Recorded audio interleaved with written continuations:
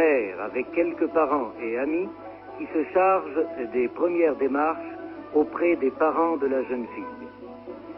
La demande officielle est formulée par le père de famille, souvent au cours d'un repas et en présence de personnes honorables.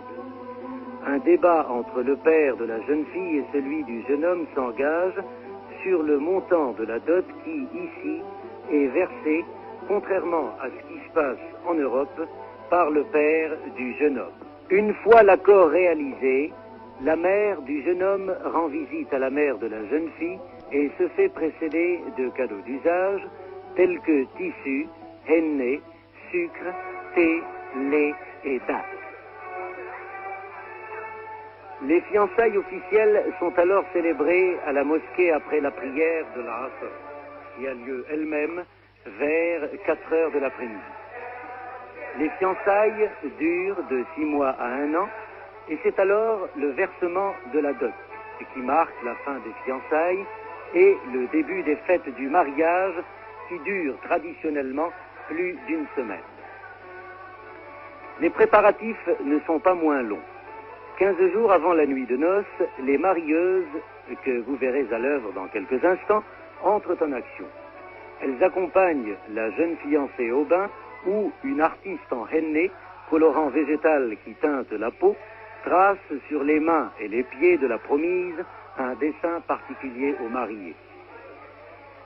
Les marieuses font également porter à la maison du fiancé le sofa, c'est-à-dire des matelas, des coussins, des tapis, des rideaux.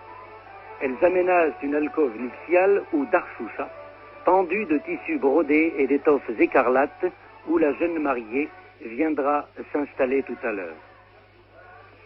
Mais le travail des marieuses n'a véritablement commencé que plus tard, lorsque la fiancée est arrachée de son sommeil pour être parée comme il convient par ses spécialistes.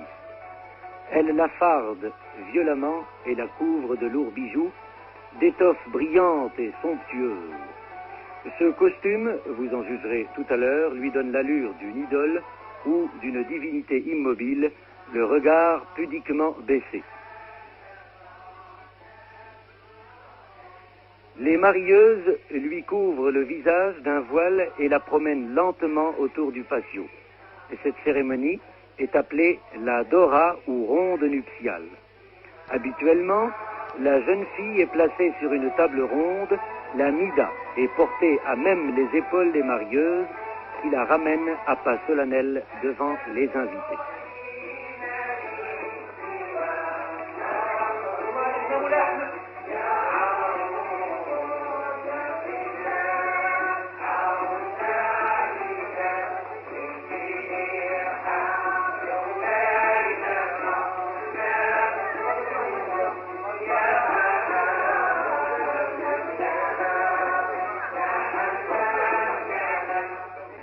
Hahiya l'Arousa.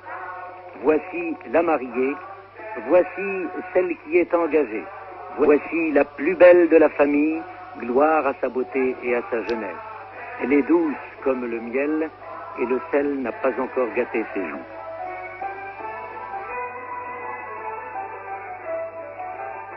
Des spectacles sont alors offerts en l'honneur des mariés et de leurs invités, tels que concerts andalous et ballets. Pendant ce temps, le fiancé attend impatiemment le droit de voir enfin celle qu'on a choisie pour lui. Les marieuses vont d'ailleurs le chercher pour l'installer auprès de sa future épouse.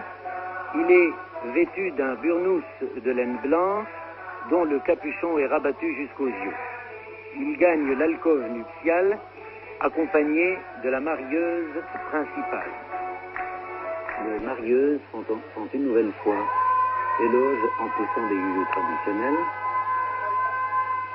après quoi elles feront pivoter le mari face à son épouse, soulevant le voile qui couvre son visage et laissant les deux époux se regarder pour la première fois et échanger leur premier baiser. Les divertissements se poursuivent. 9 jours après qu'elle en accomplira le premier geste. Symboliquement, elle confectionnera un pain preuve de son attachement à son nouveau foyer.